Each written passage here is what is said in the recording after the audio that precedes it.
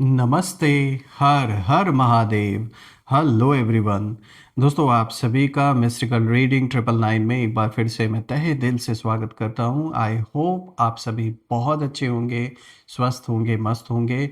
भोलेनाथ की कृपा सदैव आप और आपके परिवार पे बनी रहे, मैं यही प्रार्थना करता हूं।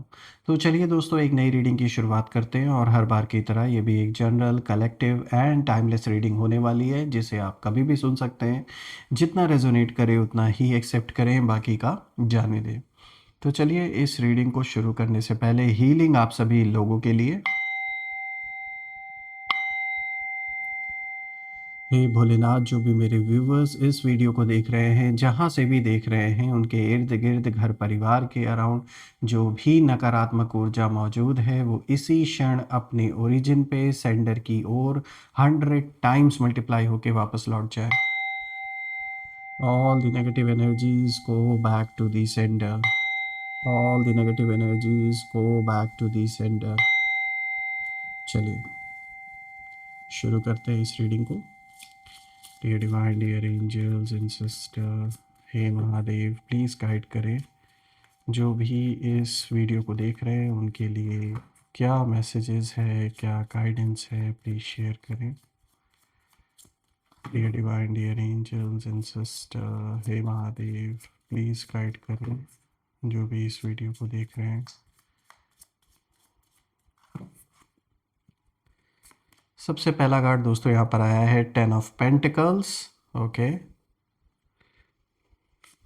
Second card of the day is 2 of swords. Third card of the day is 3 of cups and the fourth card of the day is 3 of swords. All right, थोड़ा थोड़ा मैं एडजस्ट कर देता हूँ सारे कार्ड्स को, so that each and every one of them is visible to you. Perfect. तो चलिए दोस्तों, इस कॉम्बिनेशन को डिकोड करने की कोशिश करते हैं।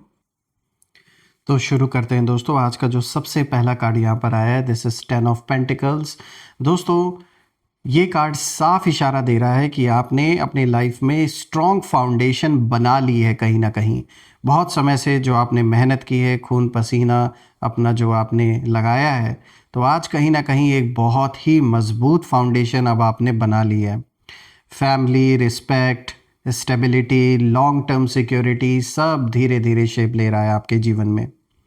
रही बात आपके विरोधियों की, तो आपके शत्रुओं की एनर्जी मुझे यहाँ बहुत ज़्यादा जेलसी नज़र आ रही है, क्योंकि उन्हें लग रहा था कि आप सेटल नहीं हो पाओगे अपने लाइफ में। जिस तरीके की प्रॉब्लम्स इन्होंने क्रिएट की है आपके जीवन में, लेकिन इसका ठीक उल्टा हो रहा है। आप अपने लाइफ में वापस से उस स्टेबिलिटी को हासिल कर रहे हैं जो आप डिज़र्व करते हैं। अपने लाइफ में आप ग्रो कर रहे हैं और यही सारी चीज़ें आपके शत्रुओं को बहुत ज़्यादा अनकंफर्टेबल फील करा रही है, क्योंकि इन्होंने यही सोचा था कि जो मुसीबत इन्होंने आपके सर पे डाली है, इसे झेलते झेलते आप कभी भी अपने लाइफ में अपने काम पे, बाकी चीज़ों पर आप ध्यान नहीं दे पाएंगे और यहाँ से आपका डाउनफॉल होगा। लेकिन इसका ठीक उल्टा हो रहा है। जितना इन्होंने प्रॉब्लम्स क्रिएट की ये सोच करके कि ये सारी प्रॉब्लम्स आपके डाउनफॉल का कारण बनेंगी, उसका ठीक उल्टा ही हो रहा है। आप उतना ही अपने जीवन में सेटल होते जा रहे हैं, चीज़ें बेटर होती जा रही हैं। हाँ, कुछ ऐसी चीज़ें हो सकती हैं जो अभी आपके मन मुताबिक हो सकता है ना हो रही हों, या जो रिज़ल्ट्स हैं वो पेंडिंग है या डिले बना हुआ है कुछ चीज़ों में, लेकिन वो भी धीरे धीरे सॉल्व हो जाएगा। ये साफ दिख रहा है, क्योंकि फाउंडेशन आपकी बहुत मज़बूत है। तो आपको हिला पाना इतना आसान नहीं है। और वो यही सोच रहे हैं कि कैसे आपकी स्टेबिलिटी को डिसबैलेंस किया जाए, मतलब जो डिस्टेबल किया जाए बेसिकली। क्योंकि जब कोई खुद स्टेबल होता है ना दोस्तों, तो उसे दूसरों की जो स्टेबिलिटी है, अब जैसे आपके जो दुश्मन है वो इस समय अपनी लाइफ में कहीं ना कहीं अनस्टेबल है, तो जब वो आपकी स्टेबिलिटी को देख रहे हैं तो कहीं ना कहीं उन्हें वो चीज़ चुभ रही है कि भाई हमें तो रात में नींद नहीं आ रही है चैन से, और ये इंसान अपना काम भी कर रहा है या कर रही हैं आप, लेकिन इनके जीवन में उतना ही उथल पुथल मचा हुआ है जितना जितना इन्होंने प्रार्थना की, दिन रात मनाया कि आपके जितने भी मतलब अगर आप बिज़नेस करते हैं या जॉब करते हैं, तो यहाँ मुझे ऐसा दिख रहा है जैसे इन्होंने एनर्जेटिक लेवल पे कई बार ऐसे अटैक्स किए कि हेल्थ रिलेटेड ऐसे इश्यूज़ क्रिएट हो जाए आपके जीवन में कि आप अपने काम को ढंग से ना कर सकें। लेकिन कहते हैं ना, किसी के चाहने से किसी का जीवन नहीं चल रहा है। तो इन्होंने अटेम्प्ट तो बहुत अच्छे से कई बार इन्होंने किया, एक दो बार नहीं, ये साफ दिख रहा है कि जैसे इन्होंने एक दो बार नहीं, बहुत बार अटेम्प्ट किया है और अभी भी ये कर रहे हैं। ऐसा नहीं कि ये कोई रुक गए हैं, लेकिन ये है कि अब कहीं ना कहीं ये चीज़ देख रहे हैं कि आप अपने जीवन में इस समय आप जो भी काम कर रहे हैं उसमें ये देख रहे हैं कि आपको ग्रोथ मिल रही है और वो चीज़ इनसे बर्दाश्त नहीं हो रही है। जैसा कि आप इस कार्ड में भी देख सकते हैं, यहाँ पर एक बहुत ही मैच्योर पर्सन आपको दिख रहे होंगे इस कार्ड में। तो ये सिंबॉलिक है, ये दिखाता है कि अब आप अंदर से काफ़ी मैच्योर हो चुके हैं, अब आप चीज़ों को और अच्छी तरीके से हैंडल कर सकते हैं। जो एक्सपीरियंस आपने कहीं ना कहीं लिए हैं अपने जीवन में, जो भी एक्सपीरियंस आपको हुआ है, बुरे समय से जो आप गुजरे हैं, उन सारी चीज़ों ने आपको इतना मजबूत बना दिया है कि अब आपको आपकी जगह से हिला पाना ऐसे लोगों के बस की नहीं है। इसलिए जब ये आपके जीवन में स्टेबिलिटी देख रहे हैं तो वो बहुत ज़्यादा चुभ रही है इनको।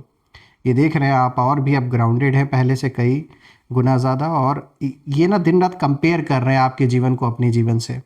और कुछ यहाँ पर आप में से कुछ लोग के लिए पैसों से रिलेटेड कोई मैटर है, प्रॉपर्टी से रिलेटेड कोई मैटर चल रहा है। आप में से कुछ लोग के लिए डिवोर्स का मैटर हो सकता है जो कोर्ट कचहरी में चल रहा हो, किसी तरीके की जैसे सेटलमेंट या पैसे की जैसे कोई आपके सामने कोई जैसे डिमांड रखी गई हो।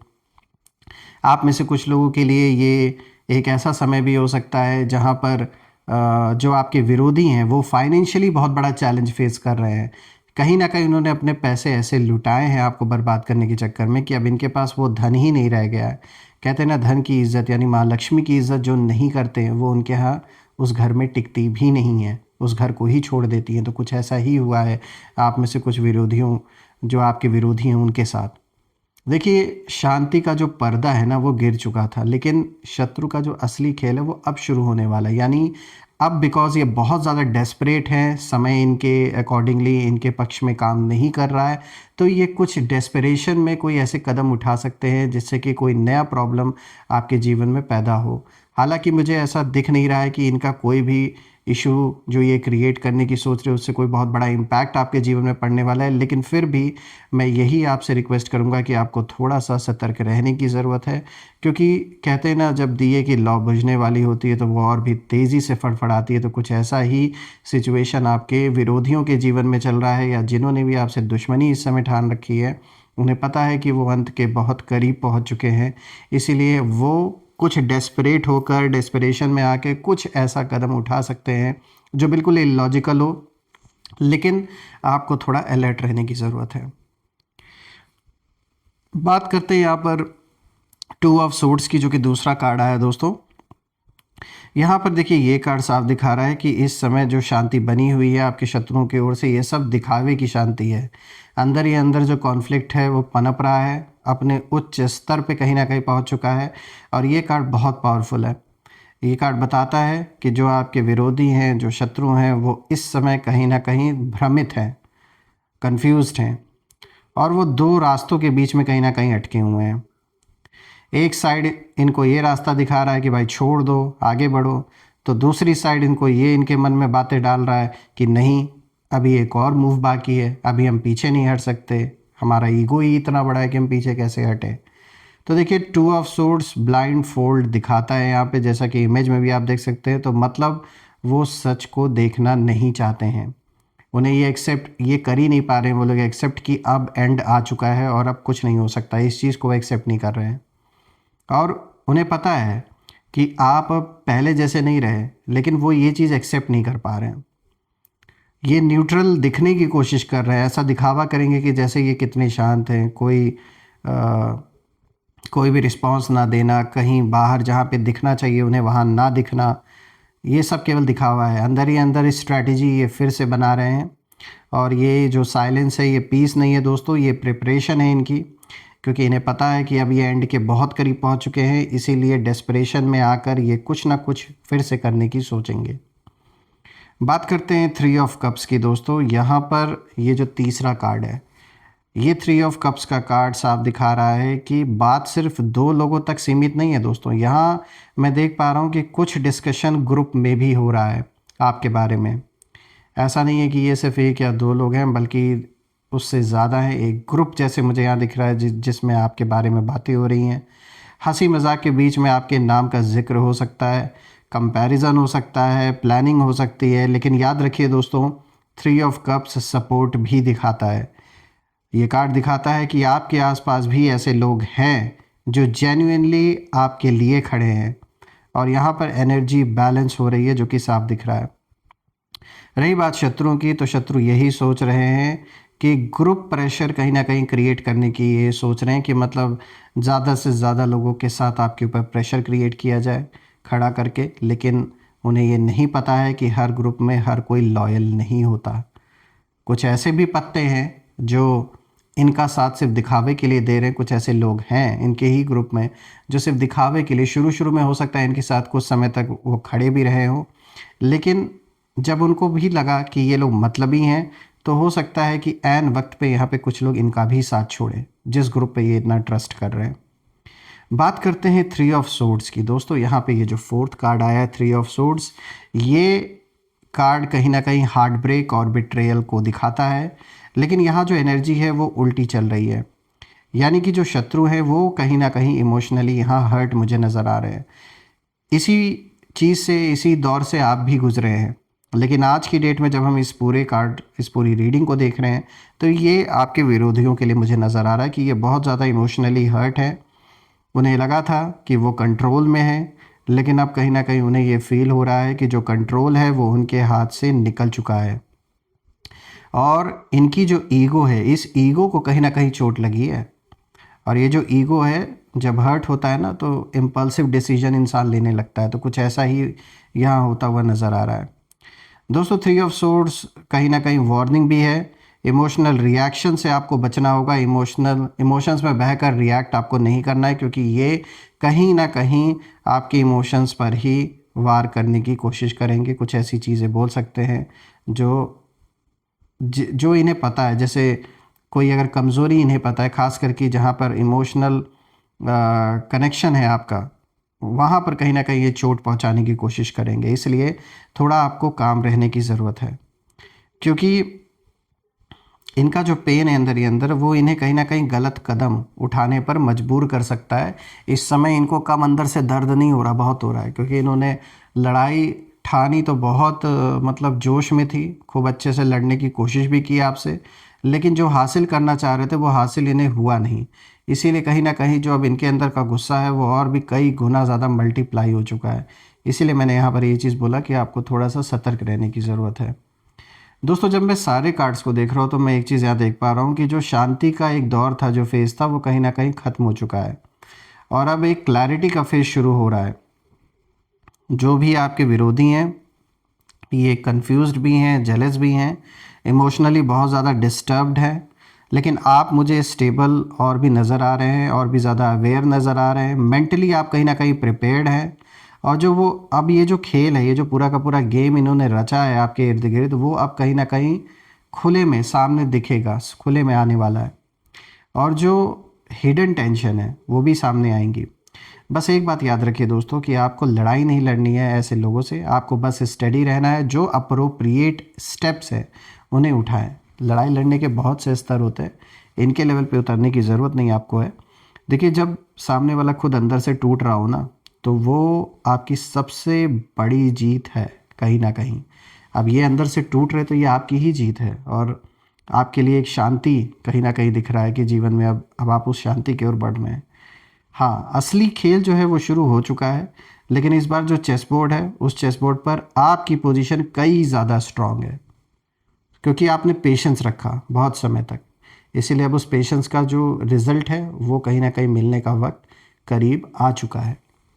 और मैं प्रे भी करता हूँ दोस्तों, जो भी समस्या इन लोगों के द्वारा, यानी आपके विरोधियों के द्वारा उत्पन्न हुआ है आपके जीवन में, वो जल्द से जल्द सॉल्व हो, और ऐसे लोगों से, ऐसे लोगों की नेगेटिविटी से ईश्वर आपको सदैव बचा के रखे। मैं यही प्रे करता हूँ। आइए अब हम कुछ यहाँ पर नेम इनिशियल्स भी देख लेते हैं। सो एंजल्स प्लीज़ गाइड करें, इनके नेम इनिशियल्स हमारे साथ शेयर करें।